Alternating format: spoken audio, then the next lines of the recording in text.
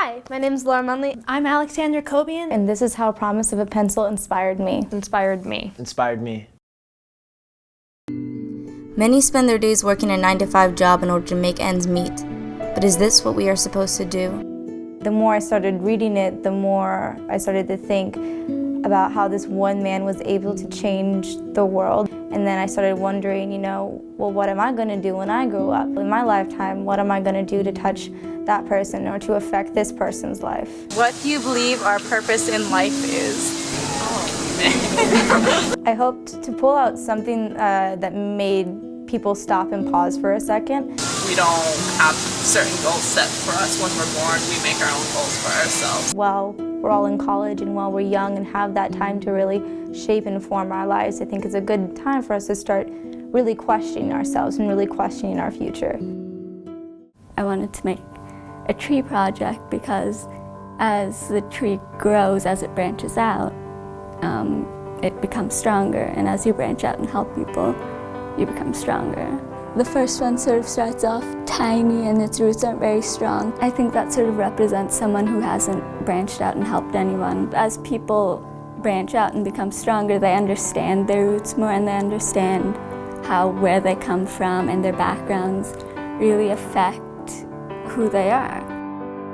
My first main idea after I read the book was to show something starting from just the absolute basics and being completely transformed into something saturated with color and energy and life, which is why everything kind of starts out with a very rough pencil sketch, and then as it moves away from that starting point, you start to see more detail, and then you finally get the color. It was all ultimately inspired by some of the things that the children wanted. I really loved the quote, "Every person has a revolution beating within his or her heart." We all have the ability to affect the world and change everything if we just kind of give in to the idea that we're capable. I find being able to express my feelings in music is the best way I like to do it. I wanted to do something that would be memorable. The lyrics start off making the picture of the world as it is. It's not a perfect world that we live in. There are other people that need help other than just us. The chorus of my song is actually probably the most important. And if it's not me, then who's gonna change the world? It has to be me that's going to be the person who's doing it. The book itself is so multidimensional, and Adam Braun was so inspiring, and so even just in a book he was very alive, and so I figured there's no better way to portray something that's alive by making it 3D. So all the elements in here swing and it just kind of moves around, kind of like how Adam kind of let his heart move from what he thought he wanted to do to what he really wanted to do.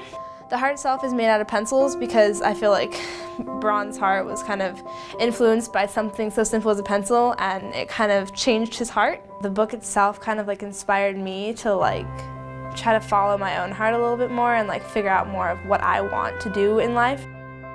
I think that the idea and the problem of education, and there are certain areas in the world, it's not something new, and I think that was told throughout the book. And I took out the pages and I stained them to make them look old.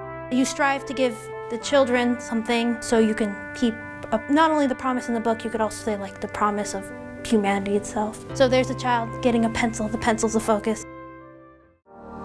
If you could have anything in the world, what would it be? First, I want a lot of money and then a new car. I want the newest Jordans and a big old flat screen TV. The main point that I thought about the most was actually the symbol of the pencil. So I just felt like using it as the embodiment of, someone that can use it to become very creative. I will promise these kids, I will Adam Braun it by giving them chairs so they can sit. We need to realize that other people don't have as much as we have, and we should be happy for everything.